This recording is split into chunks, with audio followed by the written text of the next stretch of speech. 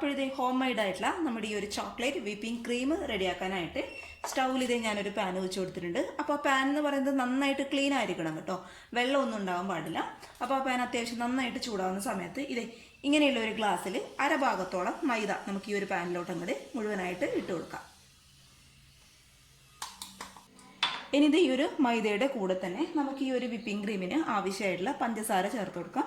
അപ്പോൾ നമ്മൾ ഏത് ഗ്ലാസ്സിലാണോ മൈദ അളന്നെടുത്തത് അതേ സെയിം ഗ്ലാസ്സിൽ ഒരു 1/4 ഗ്ലാസോളം മുഴുവനായിട്ടുള്ള പഞ്ചസാരയും കൂടി ഞാൻ ഇതിലോട്ട് അങ്ങോട്ട് ഇട്ട് കൊടുക്കുന്നുണ്ട്.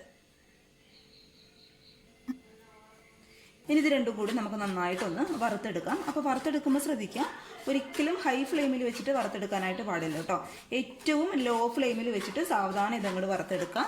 കാരണം ഇത് ഏറ്റവും ഹൈ ഫ്ലെയിമിൽ വെച്ചെന്ന് കഴിഞ്ഞാൽ മൈദ ആയതുകൊണ്ട് ഇത് പെട്ടെന്ന് അങ്ങോട്ട് കരിഞ്ഞു പോകാനുള്ള ചാൻസ് ഉണ്ട്.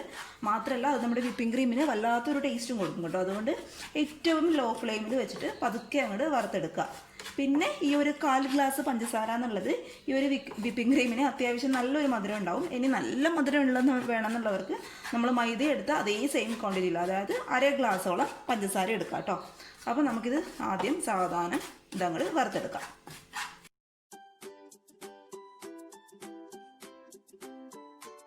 അപ്പോൾ ഇത് നമ്മൾ ഇട്ട് കൊടുത്ത മൈദയൊക്കെ ഒരു പകുതി ബ്രൗൺ കളർ ആവുന്ന സമയത്ത് ഇനി നമ്മൾ ഇതിലോട്ട് ചേർത്ത് കൊടുക്കാനായിട്ട് പോകുന്നത് 1 ടേബിൾ സ്പൂൺ നിറയെ കൊക്കോ പൗഡർ ആണ് കേട്ടോ.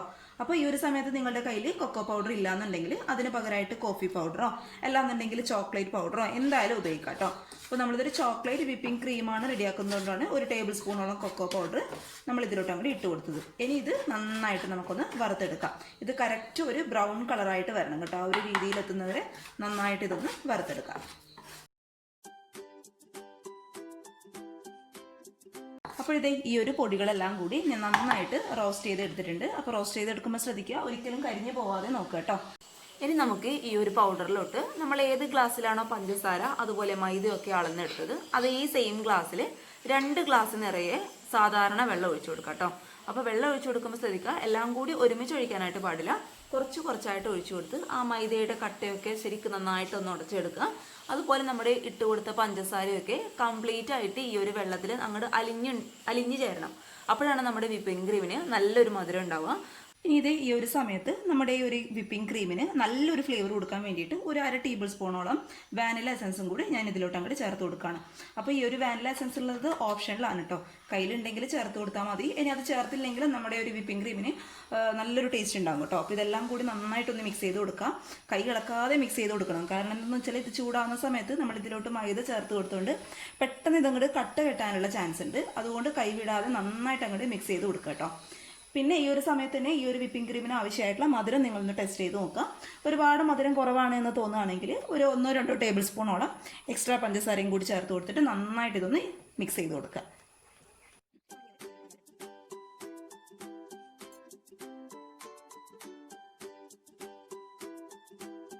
അപ്പോഴത്തെ നമ്മുടെ ക്രീം ഇവിടെ റെഡി ആയിട്ടുണ്ട്. ഇതാണ് അതിൻ്റെ കറക്റ്റ് പരുവെന്ന് പറയുന്നത്. നമ്മൾ ഒഴിച്ചു കൊടുത്ത വെള്ളമൊക്കെ നന്നായിട്ട് വറ്റിയിട്ട് ഈ ഒരു പരുവെത്തുന്ന സമയത്ത് നമുക്കിത് പതുക്കെ തീ അങ്ങോട്ട് ഓഫ് ചെയ്യാം. ഇത് ചൂടാറുമ്പോഴേക്കും വീണ്ടും ഒന്ന് കുറുകുന്ന കറക്റ്റായിട്ട് ആ ഒരു വിപ്പിംഗ് ക്രീമിൻ്റെ പരുവത്തിൽ ആയിട്ട് വരും കേട്ടോ. അപ്പോൾ നമുക്ക് നന്നായിട്ട് ചൂടാറാനായിട്ട് അങ്ങോട്ട് മാറ്റി വയ്ക്കാം.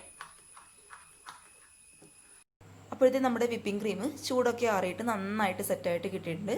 നമ്മൾ സ്പൂൺ വെച്ചിട്ട് അങ്ങോട്ട് ആക്കുമ്പോഴൊന്നും വിപ്പിംഗ് ക്രീം താഴോട്ട് പോകില്ല കേട്ടോ. അത്രയും നന്നായിട്ട് സെറ്റായിട്ട് തന്നെ കിട്ടിയിട്ടുണ്ട്. ഇനി നമുക്ക് ഈ ഒരു കേക്കിൽ ഫ്ലവറൊക്കെ ഡെക്കറേറ്റ് ചെയ്യുകയാണെന്നുണ്ടെങ്കിൽ ഈ ഒരു വിപ്പിംഗ് ക്രീം ഡയറക്റ്റ് ആയിട്ട് നമുക്ക് പൈപ്പിംഗ് ബാഗിൽ ഇട്ട് കൊടുത്തിട്ട് ഫ്ലവറൊക്കെ ഡെക്കറേറ്റ് ചെയ്യാനായിട്ട് ഉപയോഗിക്കാം. അല്ലാന്നുണ്ടെങ്കിൽ നിങ്ങൾക്ക് കേക്കിലോട്ട് ഇത് സ്പ്രെഡ് ചെയ്യാനാണ് നിങ്ങൾ ഉപയോഗിക്കുന്നതെങ്കിൽ നമുക്ക് കുറച്ചും കൂടി ലൂസായിട്ടുള്ള വിപ്പിംഗ് ക്രീമാണ് വേണ്ടത്. അതിന് വേണ്ടിയിട്ട് നമ്മൾ മിക്സിയുടെ ജാറിലിട്ട് ഈ ഒരു വിപ്പിംഗ് ക്രീം 2 ടേബിൾ സ്പൂണോളം ഇളം ചൂടുള്ള പാൽ ഒഴിച്ചിട്ട് ഒന്ന് ബ്ലെൻഡ് ചെയ്തെടുക്കട്ടെ. ഒരുപാട് സമയം വേണ്ട, ജസ്റ്റ് ഒന്ന് വിപ്പ് ചെയ്തെടുക്കുക. അതിനുശേഷം കേക്കിലോട്ട് നന്നായിട്ട് അങ്ങോട്ട് സ്പ്രെഡ് ചെയ്ത് കൊടുക്കട്ടോ. ഈ ഒരു വിപ്പിംഗ് ക്രീമിൻ്റെ പ്രത്യേകത എന്ന് വെച്ചാൽ ഇത് ഒരുപാട് സമയം മെൽറ്റ് ആവാതെ കിട്ടും കേട്ടോ. നമുക്ക് ഫ്രിഡ്ജിലൊക്കെ വെച്ചിട്ട് കേക്ക് നന്നായിട്ട് സെറ്റ് ആയിട്ടുള്ളതാണെങ്കിൽ ഒരുപാട് സമയം മെൽറ്റ് ആവാതെ നമുക്ക് കിട്ടും.